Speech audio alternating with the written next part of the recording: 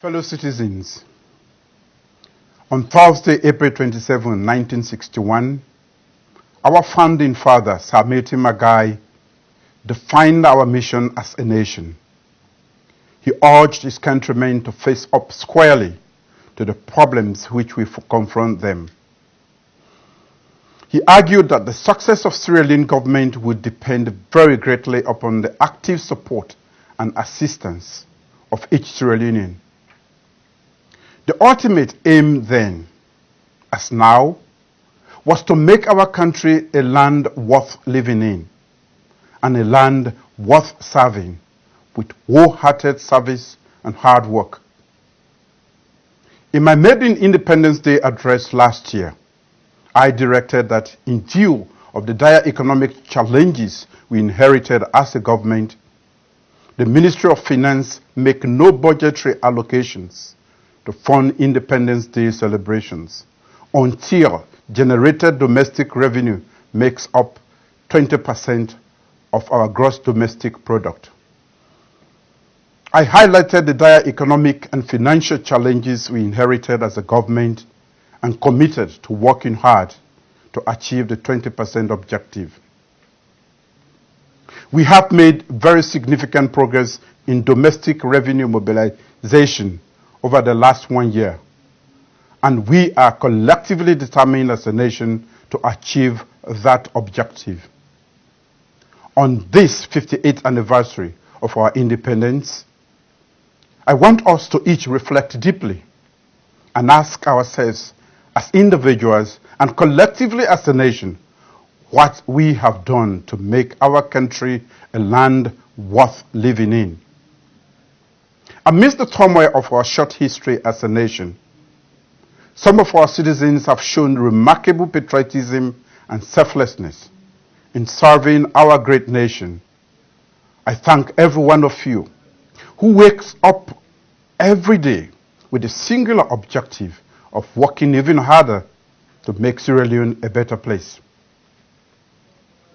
But corruption, theft, fraud, waste, bad deeds that have left us with huge debts, or connivance to sell off the country's mineral resources to predators have not added value to our determination to build a productive nation.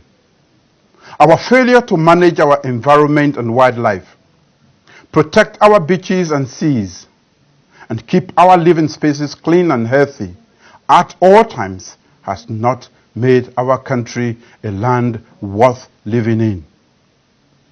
Lawlessness, nepotism, discrimination, greed, a crass opulence, mismanagement, and bad governance at all levels have not made our country a land worth living in.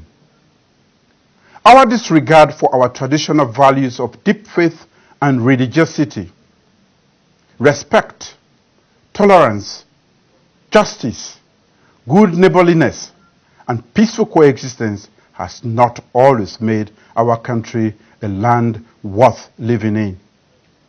Our callous indifference to the situation of women and girls, children, the disabled, the aged, the poor, our unemployed youth, and other vulnerable populations has not made our country a land worth living in.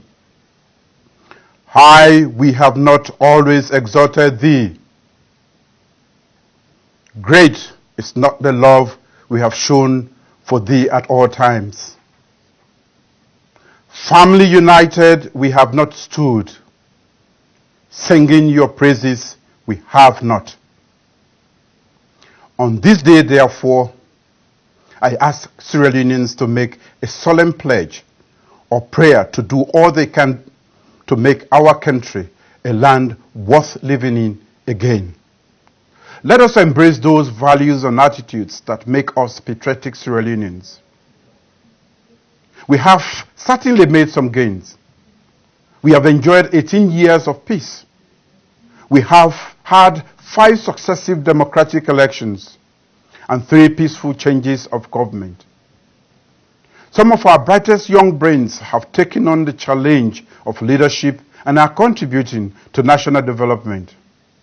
Our women and girls are taking their rightful place in national dialogue, leadership, and development.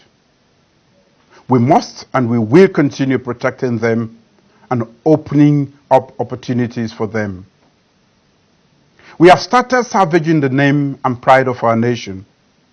Slowly, the world no longer sees us as a land of cruel civil war, of corruption, of mudslides, and of Ebola. We are being seen as a truly inspired nation and a land of opportunity and great promise. From a steep downward plunge of our economy, empty coffers and endemic corruption that saw our development partners disengage our last government, we are closing leakages for fraud and waste and increasing domestic revenue intake. We are continuing to clamp down on corruption because it is the right thing to do for the economy and for the reputation and future of our nation. We will also continue to live within our means.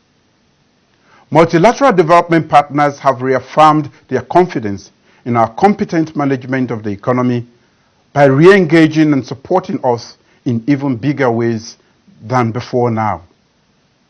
We have created an investor-friendly ecosystem by making processes, regulation, and incentives more favorable for win-win investments. We have expanded investment opportunities in tourism, renewable energy, fisheries, agriculture, and other sectors. We desire more investment and trade.